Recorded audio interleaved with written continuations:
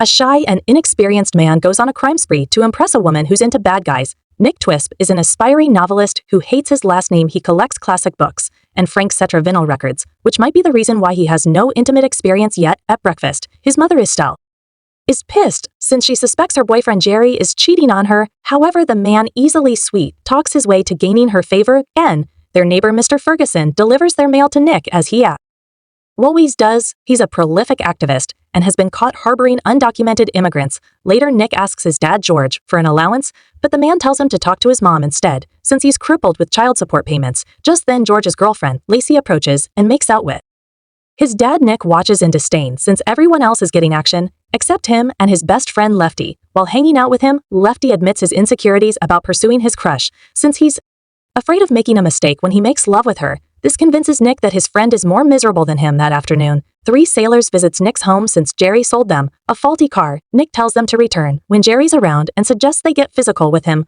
hoping to see the man hurt. The trio happily agree while looking for a movie to rent. Later, Nick strikes up a conversation with the female classmate, but they're interrupted when the woman's boyfriend insults Nick's chosen film and leaves with his girlfriend. The lonely man remarks that it's always the bad boys who get the women in real life. When he returns home, the sold car is already parked in their driveway and vandalized with a threat. Estelle and Jerry question Nick about it, so he tells the couple that the sailor came by to avoid them. Jerry invites the mother and son to his friend's cabin, only to take them to a dirty trailer home in Ukiah. Pissed at the man, Nick later asks his mom if her relationship with him is going to last. She just excuses that it's hard to find someone interested in old women like her. Before joining Jerry in the bedroom the following day, Nick heads to the public shower when a woman named Sheena Sanders gives him a cool look. Her smile fills him with amazement as he showers after.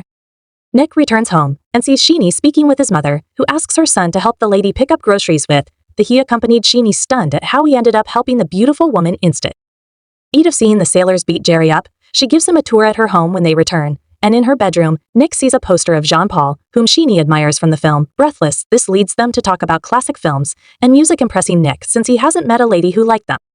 2. He learns that Sheeny prefers French media and wants to live in France and travel the world instead of being stuck with her exhaustingly religious parents. Before Nick leaves, the man musters up courage and invites Sheeny to the beach tomorrow. To his surprise, she agreed. The following morning, Nick goes to pick her up but meets her father, Mr. Sanders. The man reminds Nick that he's responsible for Sheeny's safety. Before the lady joins her friend at the beach, Sheeny asks Nick to put sunscreen on her back, but this gets him excited, which the woman notices. Embarrassed, Nick tries to move away, but she tells him to apply sunscreen on her legs, next allowing him to caress her. As they're heading home, however, Sheeny reveals that she has a boyfriend named Trent. Not wanting to lose face, he makes up an awesome girlfriend and criticizes Trent before leaving. That night, Nick anguishes is over losing his chance with Sheeny. He realizes that he might never be with a woman if he doesn't change his personality, so the next day he visits Sheeny and quickly apologizes for acting immature about Trent. He invites her out again, but she's going on a hike and can't take him since he's not prepared, wanting to be a different person. Nick insists that he does his hiking freeform so he doesn't need any gear. Because of this, Sheeny scales an incline in the forest with ease, while Nick struggles behind. After Nick relieves himself, he finds the woman reading his journal, which upsets him. She offers him her journal to make things fair, but she'd written her thoughts with her unique handwriting to keep her parents from snooping. This upsets him, further spouting that he doesn't want to read about Trent anyway. Sheeny assures him that she hasn't properly made love with Trent, so she's inexperienced like him. They then stare at each other until Sheeny commands him to kiss her. When he takes her home later, Nick confesses his love to her, but she doesn't say it back. Her mother, Mrs. Sanders, sees them from the window and confronts them, so the two part ways. Jerry soon finds a trailer for sale, and Nick invites Sheeny to check it out with them. To his awe, she perches her hand on his thigh during the ride, while Jerry negotiates with the seller. Later, Sheeny spots puppies for sale and eyes Nick to buy one for her. After he does, she names the dog Albert, after a French philosopher. That night, Nick finds a note in his pocket that Sheeny slipped in while they were making out earlier. In the letter, she apologizes for reading his journal, though she found his depressing contemplations and made-up girlfriend emotionally evoking and charming. The note ends with her saying that they should just enjoy their lives and take things in stride. His thrill of having Sheeny is short-lived when they meet in a diner the morning after Jerry hurt his back, so Nick and his family has to return to Oakland for treatment. Sheeny is devastated, but only because her dog chewed the family Bible, so she needs someone to adopt Albert. With that, Nick volunteers.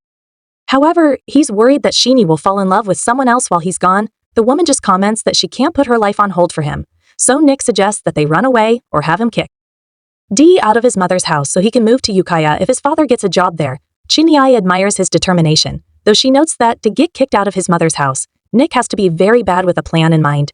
Nick soon returns home with Estelle and Jerry only to find the vandalized car somehow inside the house. As his mother freaks out about this, Nick goes to the backyard, but discovers that Lefty has been camping there. He told his parents about his sister's relationship, so she made his life miserable, and he had to get away to lighten the mood. Lefty then updates him about his romantic endeavors, revealing that he got a book about lovemaking to prepare. Interested, Nick borrows it.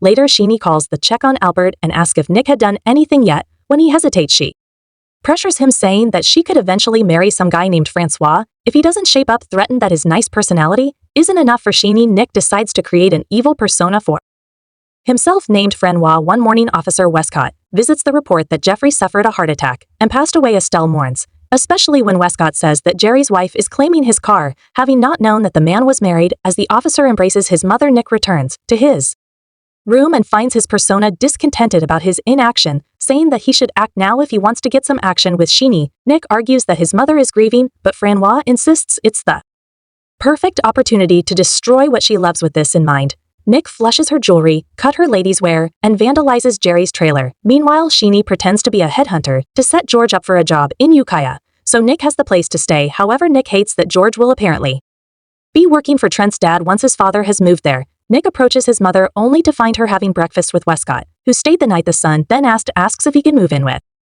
his dad, but she refuses since she needs the child support money to eat. Nick points out that the money should be for him, but Westcott tells him to respect his grieving mom. Sometime later, Nick as Francois hears the new couple showering together, so he turns up the water heater, interrupting their time.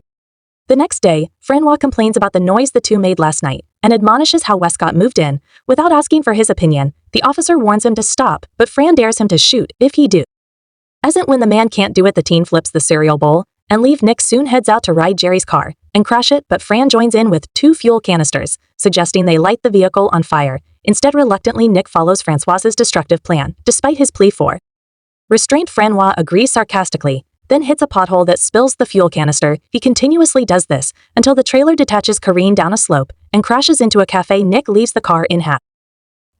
But Francia also exits and lets the vehicle slide down the slope. It crashes into the trailer and explodes while everyone stares at Nick. Before he runs that night, he returns home but finds that Woko and his mother are aware of the crash. Estelle worries about her son's arrest, so her new boyfriend suggests reporting the car as stolen, earning her girlfriend's grateful affection. Westcott also suggests that Nick leaves before the detectives arrive, so his mother calls George to pick him up, unaware that this was his plan all along. The next day, Nick returns to Ukiah and immediately calls Sheenie, reporting that he caused a fire so they can be together unbeknownst to them. Her mom secretly picks up the line to listen in because of this. When Nick visits her, the parents block him and reveal their plan to send Sheenie to boarding school to avoid the bad influences in the town, especially him. Later, Sheenie calls him to report that she convinced her parents to enroll her in a French prep school, turning this disaster in her favor. In contrast, Nick is devastated that she's leaving to make things worse. George reveals Trent's transfer to a French prep school, implying Sheenie will be with her boyfriend when he starts in his new school. He meets VJ, who's heard about his relationship with Sheenie. VJ wishes to attend the same French school that Sheenie transferred to, leading Nick to realize that his new friend speaks French. Because of this, he asks him to translate Sheen's letter for him, where he learns that the lady now has a promiscuous roommate, and Trent is the popular guy at school. The two deduce that the roommate is a bad influence, and Sheen's boyfriend will blind her from Nick's charm. With that, Nick decides to follow her, and VJ tags along, wanting to meet the roommate. Soon they drive up to the prep school, where Sheenie and her roommate Taggarty spot Nick holding Albert. The woman is happy that Nick came all this way with Albert, while VJ charms Taggarty with Sanskrit epics. Instead, Taggarty invites the men to stay for the night. That night, the roommate seductively climbs the bed in front of their guests. The two men then prepare to sleep on the floor. Though Tager still stares at them meaningfully, Nick then sees Francois sitting in one corner, disappointed at his lack of initiative. He takes this cue to go beside Sheenie and suggests doing something intimate, but she refuses since there are other people in the room. Disappointed, Nick washes his face in the public bathroom when a sullen student named Bernice finds him there, wanting to ruin his rival's reputation. Nick claims that he heard about her from Trent, who criticized her features, and this effectively pisses the woman off. He then returns to the room to find VJ and Taggy already getting it on with Fru. Speaking for him, he invites Sheenie to a night of passion, and his assertiveness convinces the woman to say yes before things happen. However, the door opens and the matron finds them as Bernice has reported them. The men hurry to escape and drive off with Albert. Nick is frustrated that he was so close to being with Sheenie, while VJ marvel at his time with Taggarty. Just then, the car runs out of gas, forcing the two to walk until they find a phone booth. Nick calls Mr. Ferguson and lies that he got stranded while getting at undocumented immigrant to safety to convince him to pick them up while waiting. VJ says the ladies can be expelled for what happened, and Nick hopes this means Sheenie will return home. Mr. Ferguson soon arrives and wonders why the men don't have their clothes. VJ excuses that officers took his clothes, while Nick claims that he removed this for solidarity. Because of this, their savior drives them home, shirtless as well. After they dropped VJ off, they head to Nick's home so Mr. Ferguson could stay over. However, they find George arguing with Lacey. The following day, Nick meets Sheen's brother Paul, who invites him to hang out. The teen asks how he knows him, so Paul vaguely alludes to the fire Nick caused in his talk. One later at school, Nick learns from VJ that Sheenie wasn't expelled because Tiger convinced the matron that she was innocent. Frustrated, Nick hatches a new plan and sends a letter to Bernice. He claims to forgive her for telling on them and suggests teaching Trent a lesson for mocking her by getting Sheenie expelled. To do this, he sends Bernice medicines to mix into Shine's drinks. This will make her sleep through her classes and drop her grades. When Nick returns home one day, he finds Paul with Lacey and Mr. Ferguson, who've had some of the younger man's herbs. Paul also offers Nick some mushrooms, and taking them makes his time reading left the love book a lot more lively. George later arrives to find everyone hammered, so he scolds everyone until Paul punches him. This gets him and Lacey thrown out of the house. Before they leave, Paul invites Nick to Thanksgiving dinner since his sister will be there soon. Nick prepares for the dinner when his mom calls. She and Westcott broke up, so he stopped covering Nick and the police are coming to arrest her son. This makes Nick nervous, but he proceeds to dinner despite Francoise warning that it'd get him arrested. Lacey, who's now living with Paul, greets Nick at the house, while the parents are spaced out on the couch after eating their son's stuffed mushrooms.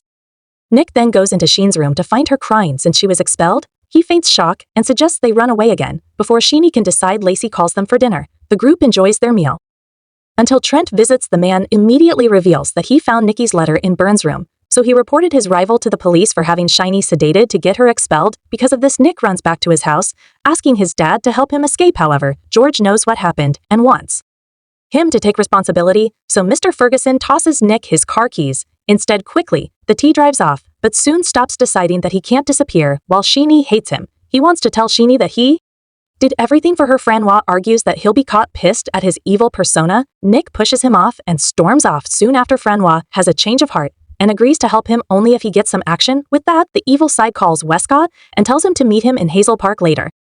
Nick watches the park over a cliff and spots the police. He then notices the nearby river and comes up with a plan. He discards his clothes inside the car and uses a rock to send the car off the cliff and dive into the water, faking his death. However, the water is apparently shallow, thus foiling his plan. The scene leads the police to spot him, so Nick runs and hides in a women's clothing store. He proceeds to disguise as a woman to visit Sheenie. To appease her mother, he lies about memorizing church hymns with her daughter, so Mr. Sander lets him in. Sheenie immediately recognizes Nick, so they head to their bedroom to talk privately there. She confronts him about destroying her life. However, Nick defends that he did everything to be with her. He's been alone all his life, so he understands her gripes about her dull life in Ukiah. Hearing this, Sheenie decides that he's the Francoise she's been looking for. Nick corrects her that he's not Francoise, but just the guy who fell in love with her. Still, this convinces the woman that he's the one, so they finally make love, thus fulfilling Francois' role. So he leaves. Suddenly, Trent storms in, revealing that he saw Nick dressed as a woman to visit her, so he called the police. However, Sheenie tells Trent that she shouldn't have feelings for him, so he should leave them be. This angers the man, so he fights Nick until a police officer comes in and cuffs the fugitive. Sheenie assures Nick that he'll likely just get 3 months in juvie, so she can wait for him as the authorities take Nick away. He acknowledges that he has achieved this goal. Sheenie isn't in love with some fancy French bad guy and is instead devoted to the meek Nick Twisp. But because he's enough for her, subscribe to watch more videos like this, turn on notifications, and leave a like to help the channel out. Thank you for watching.